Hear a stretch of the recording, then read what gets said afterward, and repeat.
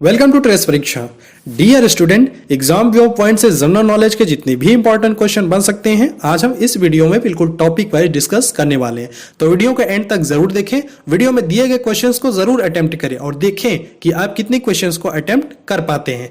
इस वीडियो में इतिहास के पिछली वीडियो में जो क्वेश्चन हम लोगों ने समझा था, इस वीडियो में उस क्वेश्चन के आगे हम लोग समझेंगे। अगर आप चैनल पर नए हैं तो प्लीज चैनल को सब्सक्राइब कर लीजिए, साथ ही साथ बेल आइकन को जरूर प्रेस कर लीजिए जिससे कि आने वाली अगली वीडियो का नोटिफिकेशन आपको मिल सके। इस वीडियो की पीडीएफ फाइल आप हमारे टेलीग्राम ग्रुप को ज्वाइन कर बिल्कुल फ्री ऑफ कॉस्ट डाउनलोड कर सकते हैं। तो टेलीग्राम का लिंक इस वीडियो के डिस्क्रिप्शन में दे दिया गया है, तो आप वहां जाकर डाउनलोड कर लीजिए। और लास्ट में आप लोगों के लिए क्वेश्चन भी रहेगा, उस क्वेश्चन का आंसर आप लोग को कमेंट सेक्शन में जरूर देना है। उस क्वेश्चन के बारे में जितना ज्यादा से ज्यादा आप लोग को पता हो आप लोग लिखा करो, क्योंकि जो आप लोग लिखते हो उससे आप लोगों की मेमोरी पावर स्ट्रांग होती है और वो आपके माइंड में लॉन्ग टाइम तक वो मेमोराइज रहती है। ठीक है, तो चलिए बढ़ते हैं क्वेश्चन की तरफ।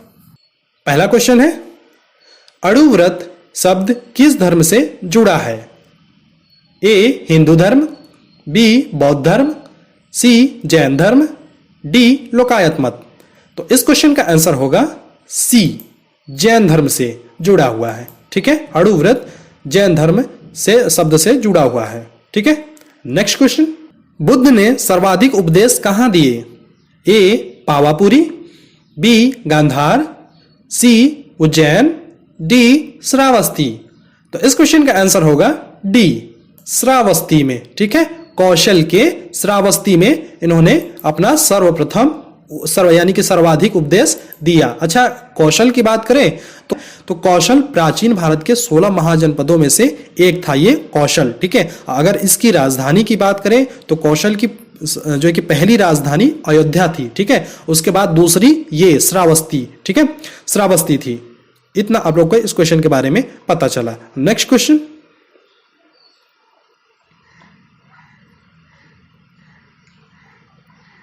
इनमें से कौन सा बौद्ध पवित्र स्थल निरंजना नदी पर स्थित था? ए कुशीनगर, बी लुम्बिनी, सी बोधगया, डी ऋषिपत्तन। तो इस क्वेश्चन का आंसर होगा बोधगया। ठीक है, बोधगया। अच्छा, यहां पे निरंजना नदी है, तो वर्तमान में निरंजना नदी का नाम क्या है? फल्गु नदी, जो कि बिहार के गया में है। नेक्स्ट क्वेश्चन,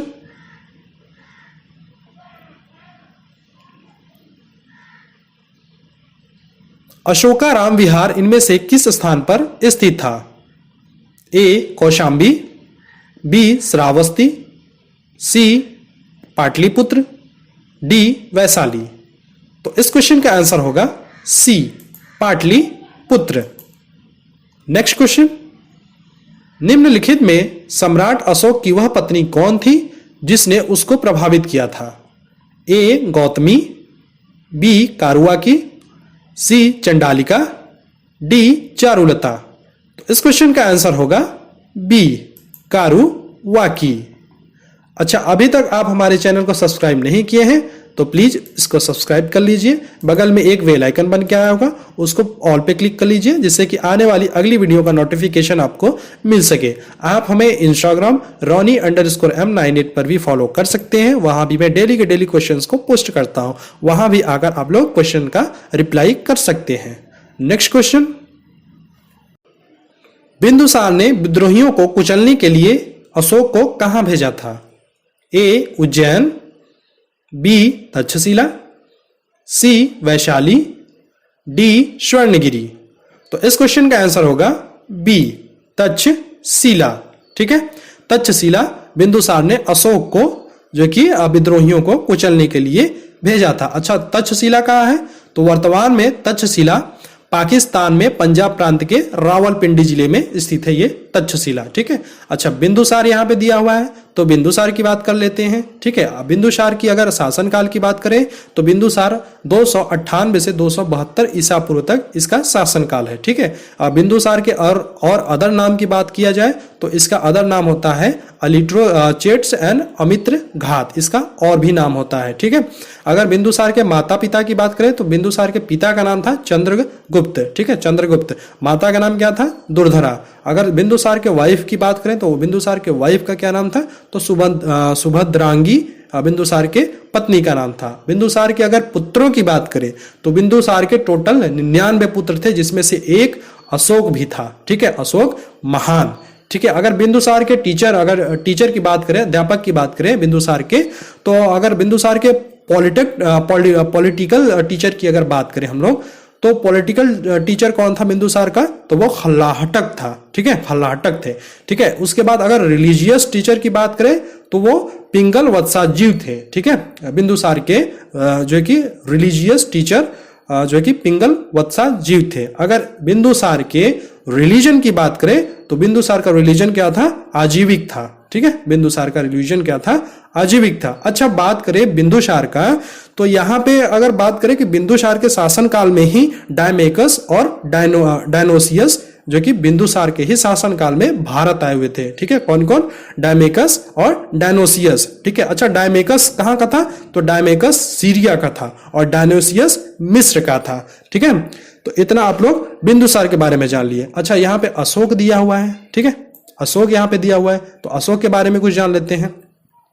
अशोक का शासनकाल कब से कब था, तो अशोक महान, जिसको कि अशोक को अशोक महान बोला जाता है। ठीक है, तो अशोक का शासनकाल था 272 से 232 बीसी। ठीक है, ईसा पूर्व। ठीक है, अच्छा, अशोक के और नाम भी होते हैं। अशोक का अदर नाम क्या था, तो अशोक को अभिलेखों का राजकुमार कहते हैं। ठीक है, और अशोक को प्रियदर्शनी के नाम से भी जाना जाता है। ठीक है, अगर शासन बनने से पहले अशोक उज्जैन, ठीक है, अगर जो अशोक शासक जब बना था उसके पहले ही ये उज्जैन और तक्षशिला का गवर्नर यानी कि राज्यपाल था। ठीक है, अगर अशोक के रिलीजियन की बात करें तो पहले ये शैव धर्म को अपनाया हुए थे अशोक, उसके बाद में इन्होंने बौद्ध धर्म को अपना लिया था। ठीक है, अच्छा, अशोक के जो कि बौद्ध गुरु कौन थे, अशोक के बौद्ध गुरु उपगुप्त थे। ठीक है, अच्छा, अशोक से अगर याद आया तो जो कलिंग का युद्ध हुआ था, कलिंग का युद्ध कब हुआ था, 261 ईसा पूर्व में। ठीक है,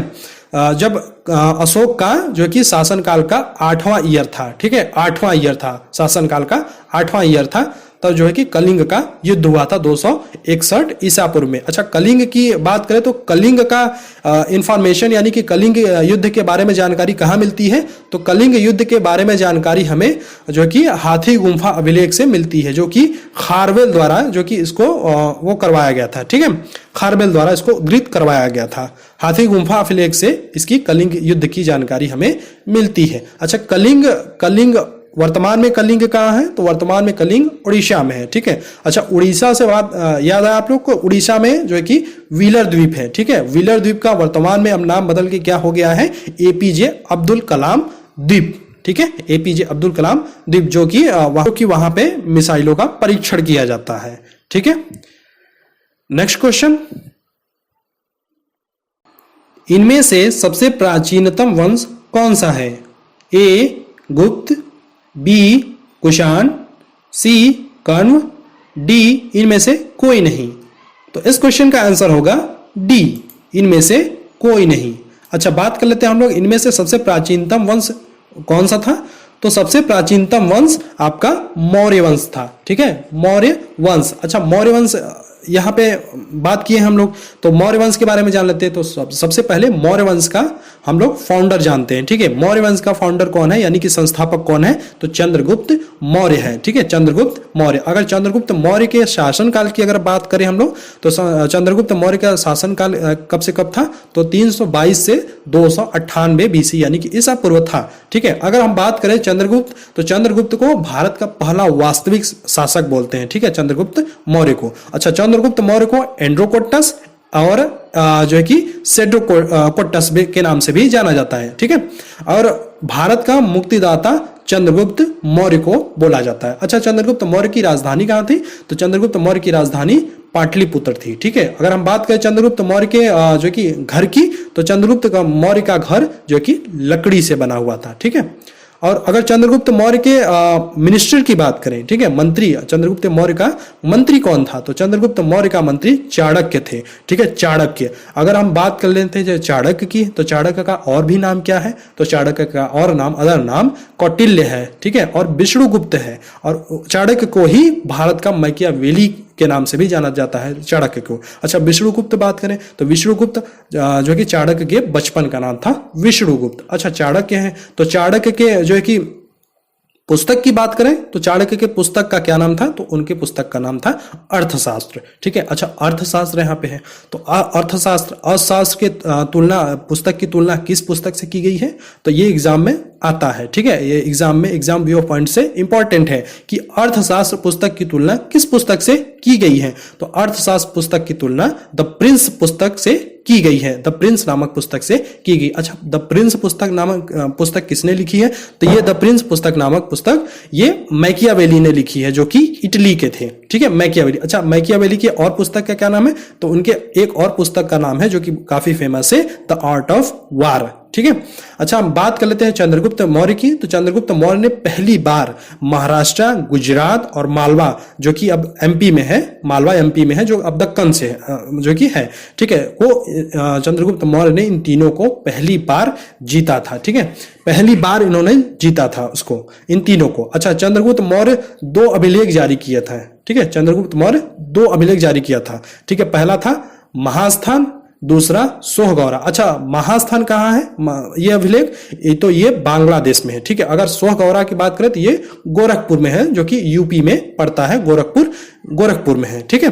अच्छा, अगर बात करें गोरखपुर तो यहाँ गोरखपुर का नाम आया है, तो गोरखपुर में आप लोग को गोरखपुर से याद आया कि गोरखपुर में अशफाक उल्ला खां पक्षी विहार नेशनल पार्क भी है, यानी कि जो पहले बन रहा था अब तो बन गया होगा। ठीक है, जो कि अशफाक उल्ला खां पक्षी विहार नेशनल पार्क भी है।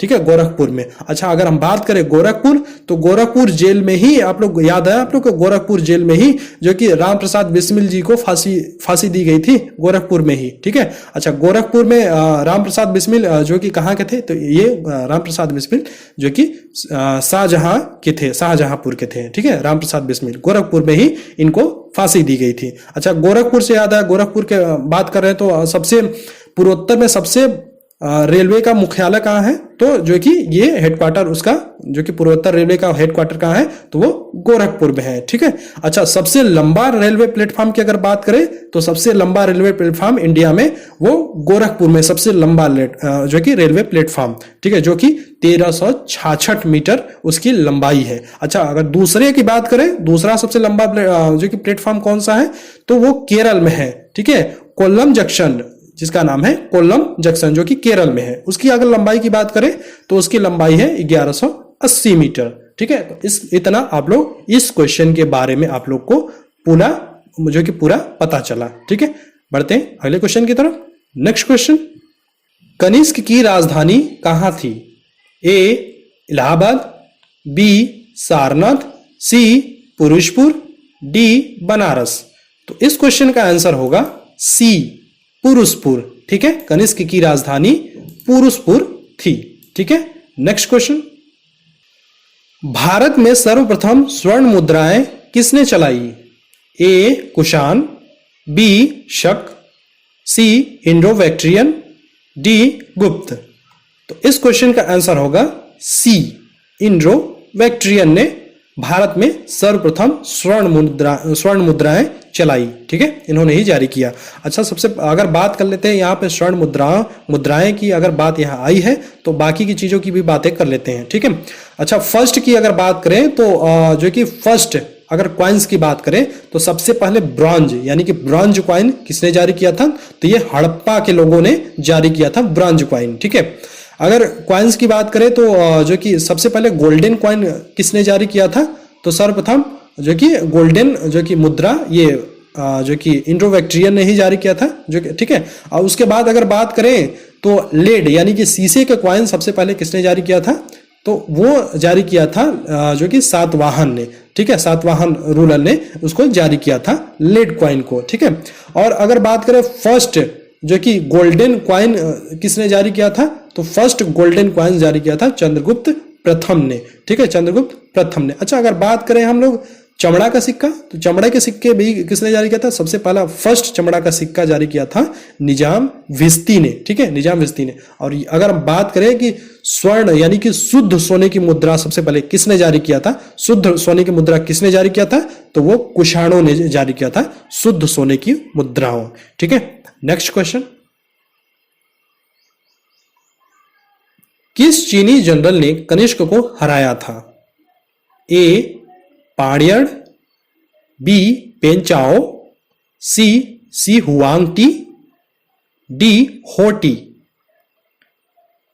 इस क्वेश्चन का आंसर होगा बी, पेन चाओ ने कनिष्क को हराया था, ठीक है, पेन चाओ ने कनिष्क को हराया था। नेक्स्ट क्वेश्चन, प्राचीन काल के भारत पर आक्रमणों के संबंध में कौन सही कालानुक्रम है? ए शक यूनानी कुषाण, बी यूनानी शक कुषाण, सी यूनानी कुषाण शक, डी शक कुषाण यूनानी। तो इस क्वेश्चन का आंसर होगा बी, यूनानी शक और कुषाण, ठीक है।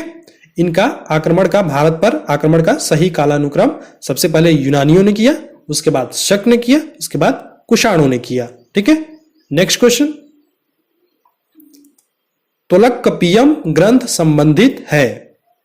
ए प्रशासन से, बी व्याकरण से, सी काव्य से, डी बी और सी दोनों। तो इस क्वेश्चन का आंसर होगा डी, बी और सी दोनों, यानी कि व्याकरण से और काव्य से, दोनों ग्रंथ से, जो कि ग्रंथ संबंधित है, ठीक है, व्याकरण और काव्य दोनों। नेक्स्ट क्वेश्चन, गुप्त शासकों की दरबारी यानी कि सरकारी भाषा थी? ए प्राकृत, बी हिंदी, सी संस्कृत, डी पाली।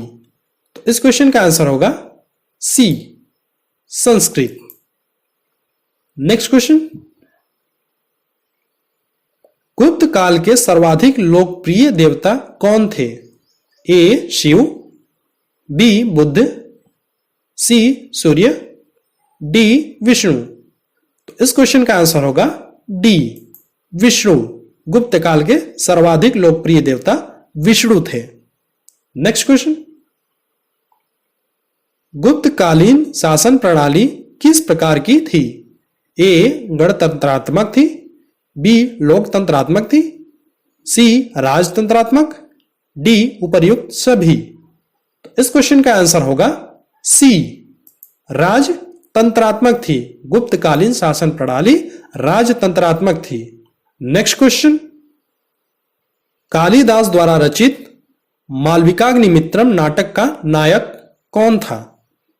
ए गौतमीपुत्र सतकर्णी, बी पुष्यमित्र शुंग, सी अग्निमित्र, डी विक्रमादित्य। तो इस क्वेश्चन का आंसर होगा सी अग्निमित्र। कालिदास द्वारा रचित मालविकाग्निमित्रम जो कि नाटक का नायक अग्निमित्र थे। नेक्स्ट क्वेश्चन, बाल विवाह की प्रथा आरंभ हुई थी? ए मौर्य काल में, बी कुषाण काल में, सी हर्षवर्धन के काल में, डी गुप्त काल में।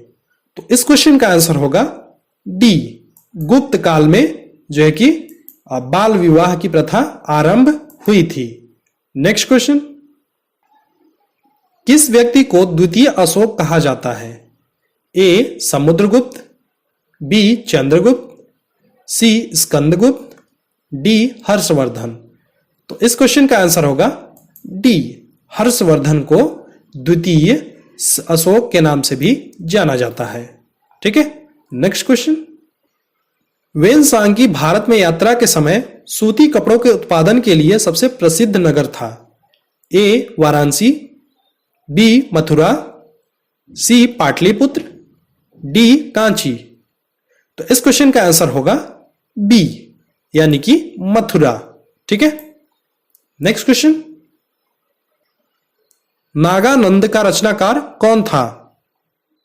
ए बाणभट्ट, बी भवभूति, सी हर्षवर्धन, डी भास। तो इस क्वेश्चन का आंसर होगा सी हर्षवर्धन। नागानंद का रचनाकार हर्षवर्धन थे। ठीक है। अच्छा, हर्षवर्धन को 3 नाटकों का रचनाकार माना जाता है। ठीक है। अच्छा, कौन कौन से हर्षवर्धन के नाटक का वो जो कि रचनाकार क्या क्या है? तो नागानंद, रत्नावली और प्रियदर्शिका, ये हर्षवर्धन का जो कि रचनाकार है। अच्छा, पिछले वीडियो के प्रश्न जो कि उत्तर है ये पूछा गया था आप लोग से, कश्मीर में कनिष्क के शासन काल में जो बौद्ध संगति आयोजित हुई थी उसकी अध्यक्षता किसने की थी? ए नागार्जुन, बी शूद्रक, सी पार्श्व, डी वसुमित्र। तो इस क्वेश्चन का आंसर होगा डी, यानी कि वसुमित्र ने जो कि उसकी अध्यक्षता की थी। ठीक है। आप लोगों के लिए आज का क्वेश्चन है, मौखरी शासकों की राजधानी कहां थी? ए थानेश्वर, बी कन्नौज, सी पुरुषपुर, डी इनमें से कोई नहीं। तो इस क्वेश्चन का आंसर आप लोग हमें कमेंट सेक्शन में जरूर बताएं। ठीक है। और आपको फिर से बोलता हूं, इस क्वेश्चन के बारे में जितना ज्यादा से ज्यादा आप लोग को पता हो आप लोग लिखा करो, क्योंकि जो आप लोग लिखते हो उससे आप लोगों की मेमोरी पावर स्ट्रांग होती है, वो चीजें लॉन्ग टाइम तक वो आपके माइंड में बनी रहती है। ठीक है। इस वीडियो की PDF फाइल आप हमारे टेलीग्राम ग्रुप को ज्वाइन कर लीजिए, ट्रेस परीक्षा को ज्वाइन कर लीजिए और वहां से बिल्कुल फ्री ऑफ कॉस्ट उसको प्राप्त कर सकते हैं। आप हमें इंस्टाग्राम Ronnie_M98 पर भी फॉलो कर सकते हैं, वहां भी मैं डेली के डेली क्वेश्चंस को पोस्ट करता हूं, वहां भी आके आप लोग क्वेश्चन का रिप्लाई कर सकते हैं। हमारे यूट्यूब चैनल ट्रेस परीक्षा को अभी तक आप लोगों ने सब्सक्राइब नहीं किया है तो प्लीज इसको सब्सक्राइब कर लीजिए। और अगर आपको ये वीडियो अच्छा लगा, आप लोगों के लिए हेल्पफुल होता है, तो प्लीज इस वीडियो को शेयर जरूर किया करें अपने दोस्तों में। ठीक है। ये वीडियो आप लोग को कैसा लगा आप हमें कमेंट सेक्शन में जरूर बताएं। ठीक है। मिलते हैं नेक्स्ट वीडियो में। Thank you.